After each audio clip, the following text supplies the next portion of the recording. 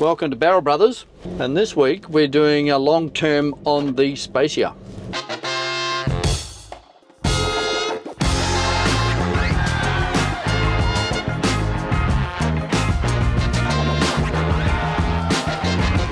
Now this I've had for a bit over a year. So I bought it off Martin. Well, like if you watch the series on the Spacia, you'd know the story. Basically, he needed some money to go to Malaysia, and I was a bit sick of the cars I had, which was the Suzuki Carry, which was rough and noisy and fun to drive, but it was rough and noisy and not very comfortable. And I had the President, which was smooth and quiet and used a lot of petrol, and things went wrong with it. But well, actually things didn't go wrong with it after Alan Woody at the skid factory had fettled it and got the fuel injection working and everything. It actually ran really well, but you know, it was an old car. But you see, this has got stop start. It has stop start. Take the foot off, there we go, start back up. This is a 2019 model. I don't know when you're watching this, but if you're watching it in, like, things, we're watching it at the end of 2024 at the moment.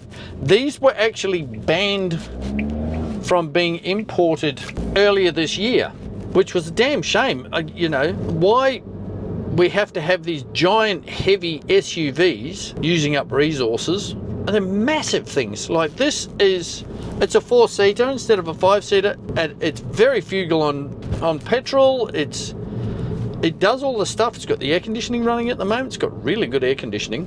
It actually gets too cold, but it's climate control. It's got cruise control, more on that later. It's got reversing camera, it's got beepers, it's got all the stuff. It's got the automatic, this thing up here. I have seen models that spec'd up more than this, but this has got quite a bit of stuff, as you can see by all the buttons. It's got heated seats. Not much good in summertime, but they do heat your butt up fairly quickly. Again, if you've watched the series, I've done a few mods to it. I've got a power con on it. We've got some coilovers on it. I've got an exhaust. I've got exhaust tips on it. That's what I've got. And it's a little bit noisier, but it sounds all right. Like about the car itself, 2019 Suzuki Spacia. It's a K car, so 660cc engine.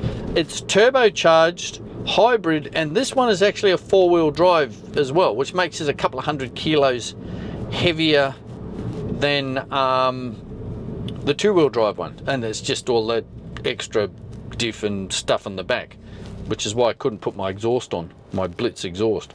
I do have the sticker on the back window though, because everything else is Blitz. The coilovers are Blitz. The coilovers in this is the only mob I could find with like a 6-kilo spring, a lightweight spring. Everything was like 8 kilos, which would just be not comfortable. And this is a comfortable car. It really is comfortable.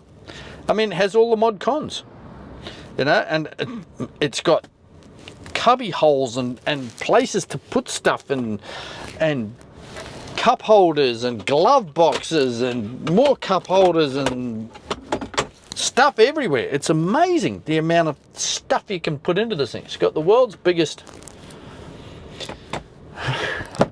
sun visors. But you hear it stopped again.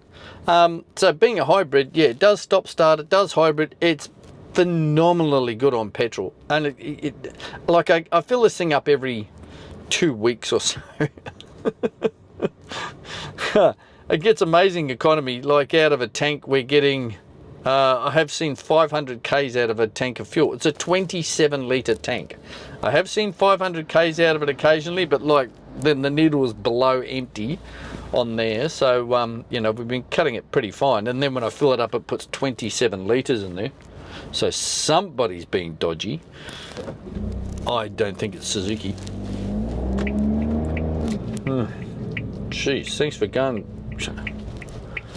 Yeah, okay, 2 cars through that because some guy was asleep. Anyway, we can do with that there. So yeah, stop start. As I said, phenomenally good on petrol. It's currently on, usually resides, because this is in kilometers per litre, it usually resides between 17 17.2 and about 17.5 for the run I do, which is a mix of highway and a little bit of this. The traffic's crap. That's why we couldn't get out.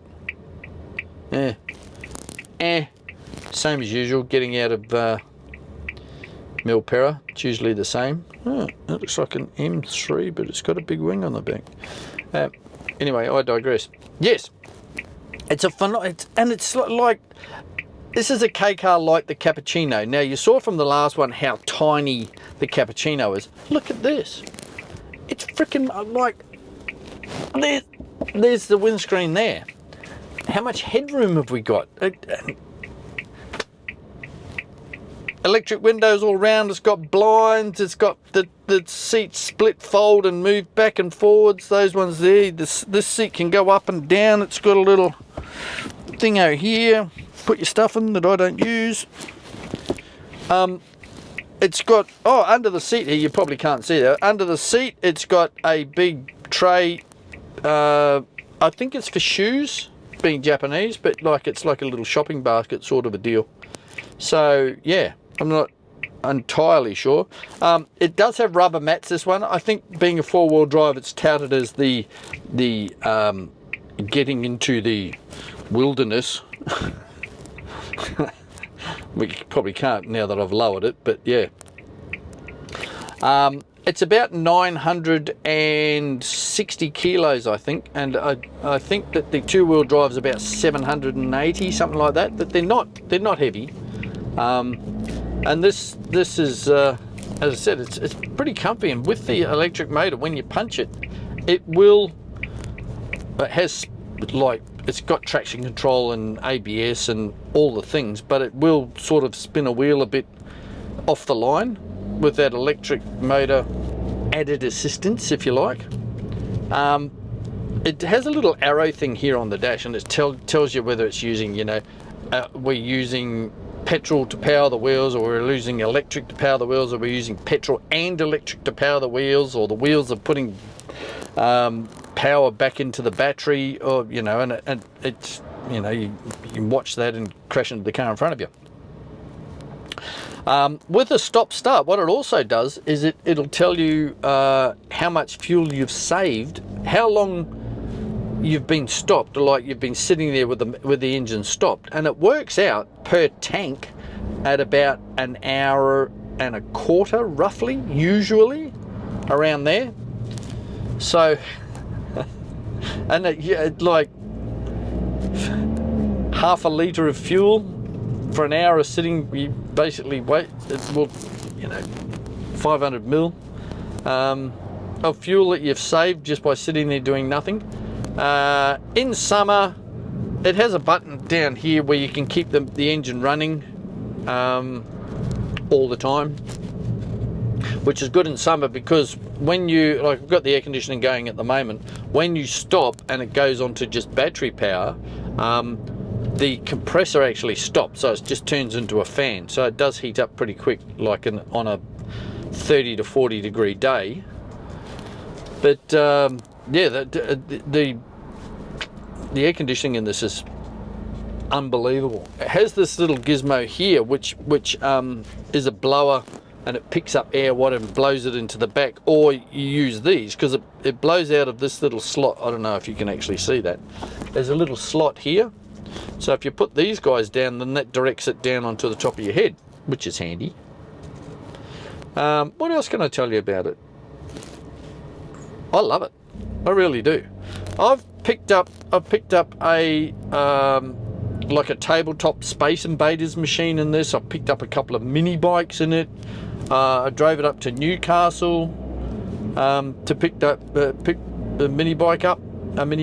So it really is. It's such a handy little gadget, and it just does what it does. Now, downsides.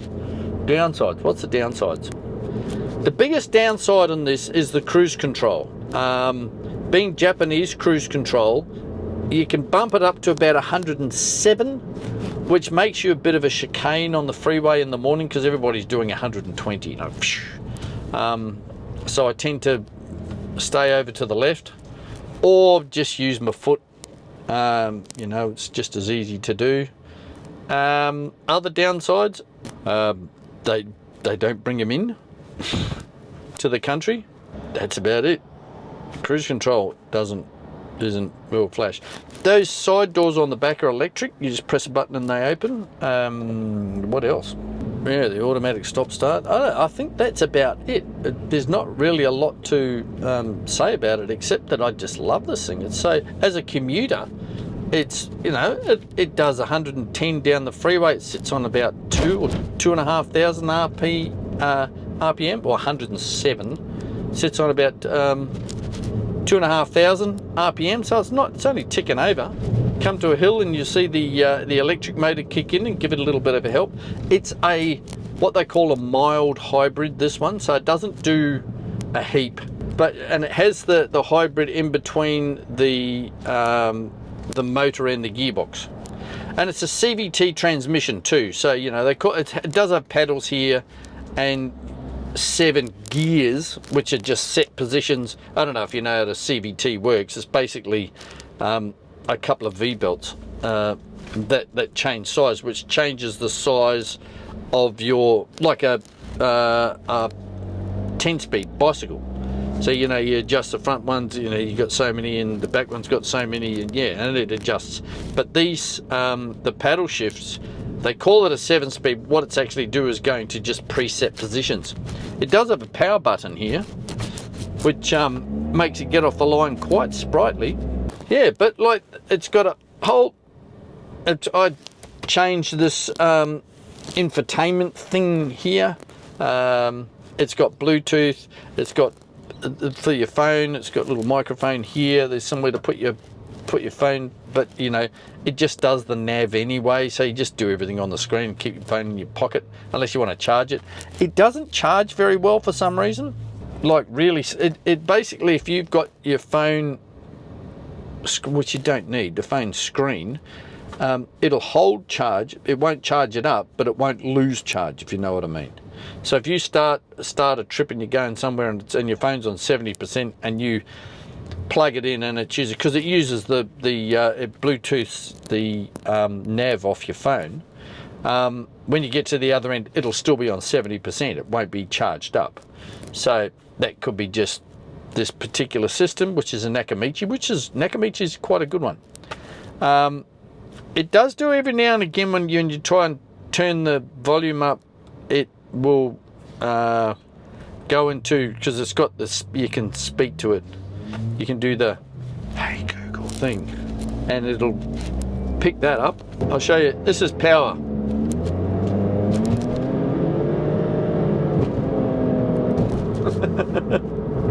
Uses a few more revs and it uses the electric motor at the same time, so yeah, gives you all the berries. But yeah, for just punting along, like there's cruise there, simple and easy. It's just all, you know, fingertip stuff. And that's buzzing along. That's at 2 grand. We're doing 70 kilometers an hour. I'll just punt that up a little bit. We're in a 70k zone, so we should be doing like 72. But as you can hear, it's quite quiet, even though I've got a noisy exhaust on it.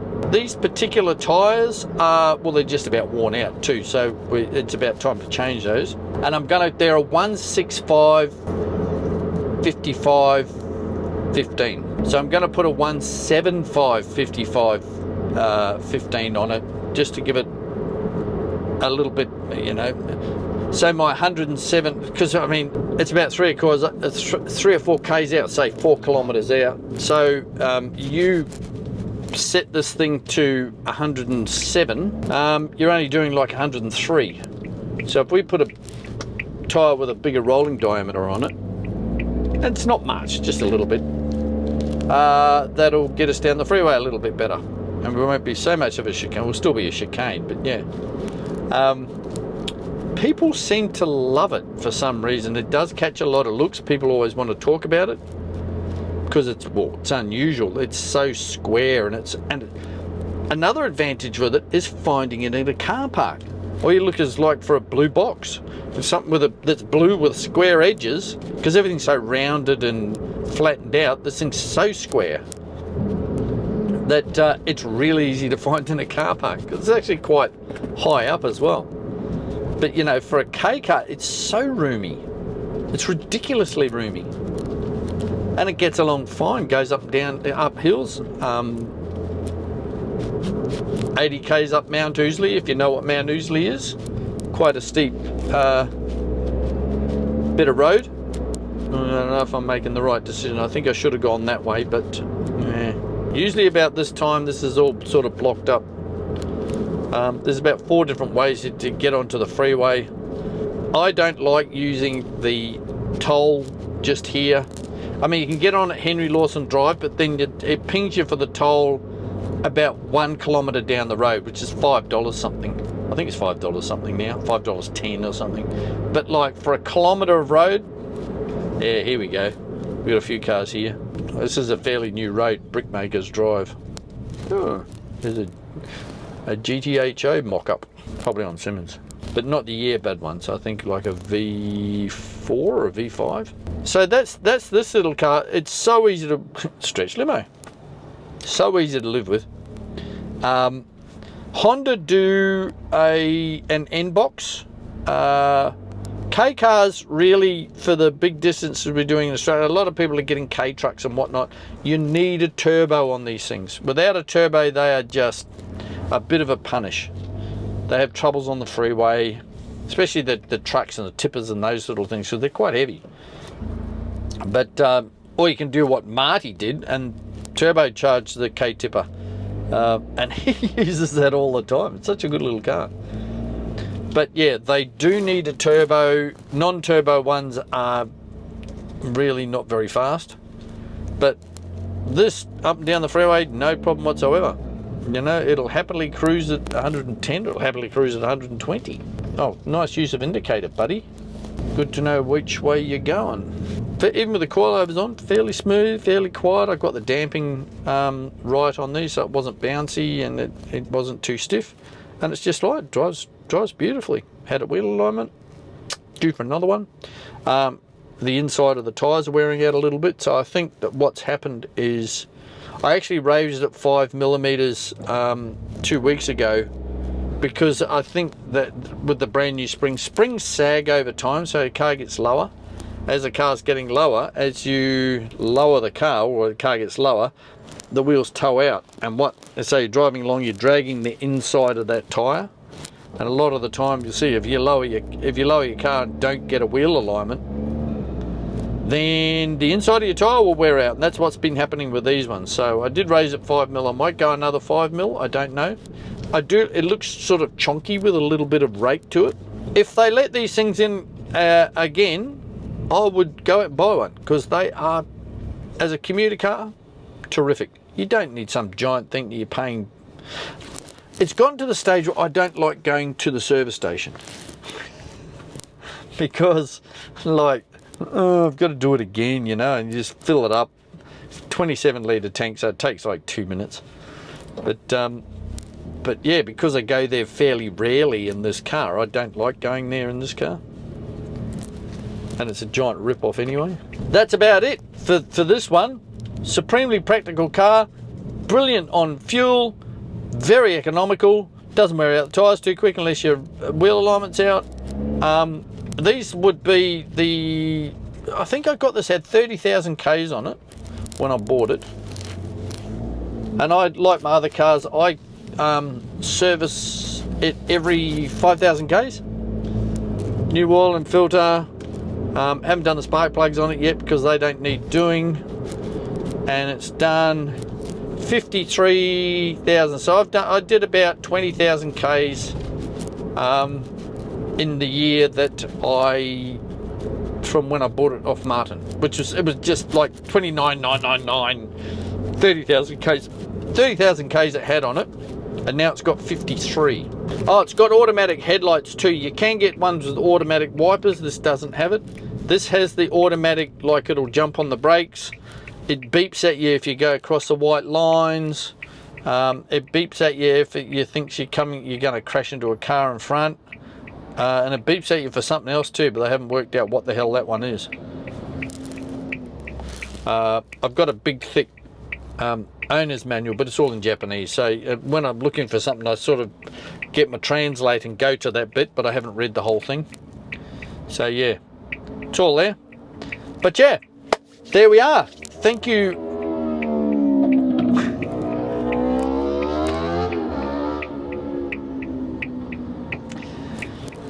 Suzuki. Noisy bloody thing. Alright, so yeah, thanks very much for watching Barrel Brothers again, and I think the next one we'll do, because we've only got 3 cars to do long terms on, will be the Sunny truck. This one I think is pretty much done. There's not really anything I'm going to do to this from here. It's quiet, it's comfortable, it looks cool. I'm going to do some wheels for it. You heard it here first. So yeah, they're on the way over from Japan, and we are going to measure them up. They're quite a bit different style to what's on there at the moment, but you'll have to wait. So I don't know what color I'm going to do them. See, this is the problem. I've put such a damn good wheel on it that it's hard to top that, you know. The wheel on this car, the wheels on this car at the moment just suit it to a T. They really look good. They're SSR Type C's. Incidentally, Marty's STI 2-door has the same wheels. Different sizes, but the same. They're Type C's. He's going, I've got the same wheels. I said, what? No. Went and had a look. Yep, same wheels. So there you go. I'm in good company. But they look better in white, especially on a blue car. White looks great. So yeah, these new ones, different style. What am I going to do with those?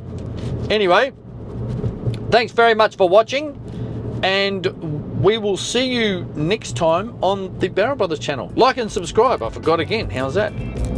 Don't do anything stupid, and we'll see you next time. See yous.